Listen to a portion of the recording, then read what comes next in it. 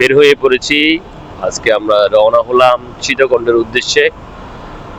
বাবির দোকানের সেই ভাইরাল রেসিপির স্বাদ নেওয়ার জন্য আমরা বের হয়ে পড়েছি।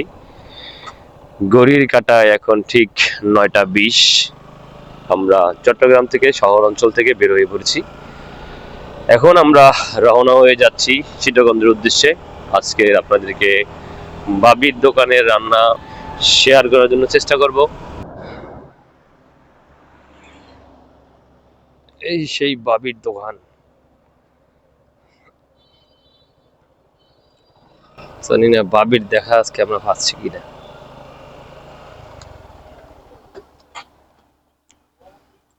ঢুকেন ঢুকেন, দেখেন কি আছে আজকের মেনুতে। কপালে কি খানা আছে না দুরানি আছে?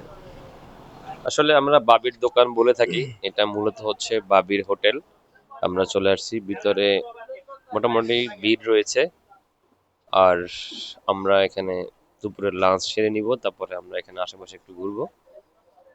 মোটামুটি এখানে বসার একটা সিরিয়াল পাওয়াটা টাফ, অথবা আমরা একটু আগেই চলে আসছি। বসেন, দেখেন কি আছে মেনু। ভিতরে প্রবেশ করে আমরা দেখতে পাই সেই পুরানা সাইনবোর্ড বাবির হোটেল। আর এই ছোট্ট হোটেলটি এত পরিমাণ জনপ্রিয়তা পেয়েছে যে বহু দূরে থেকে মানুষ আসে।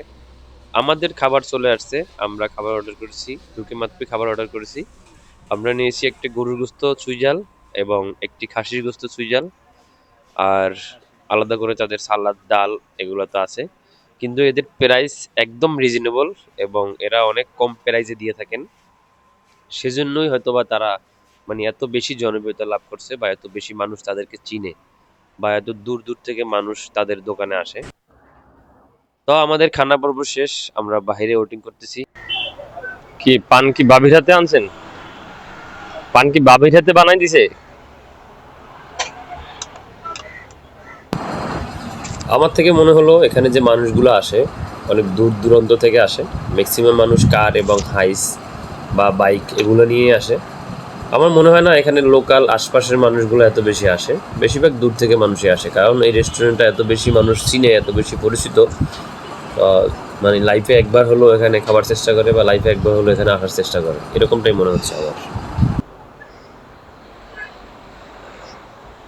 সিগারেট খাচ্ছে?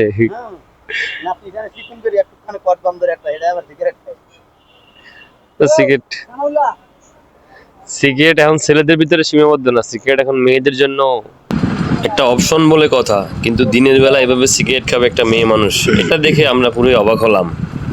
ভাইয়েরা কোত্থেকে আসছেন? আপনারা কোত্থেকে আসছেন? ফেনী থেকে? এদিকে ভাইয়েরা ফেনী থেকে আসছিল, আর আমরা আসছিলাম চট্টগ্রাম শহর থেকে।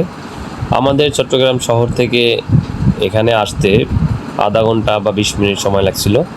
আমরা ফুজদারহাট এসে সোজা রাস্তা নিয়ে চলে আসছি এখানে। যদিও আপনারা সবাই চাইলে আসতে পারবেন, এটা একদম পরিচিত একটা জায়গা, যে কাউকে জিজ্ঞেস করলে আপনাদেরকে দেখিয়ে দিবে। ভিডিওটি এখানে শেষ করব, সবাই ভালো থাকবেন। ভিডিওটি কেমন হলে কমেন্টে জানাবেন। আল্লাহ হাফেজ।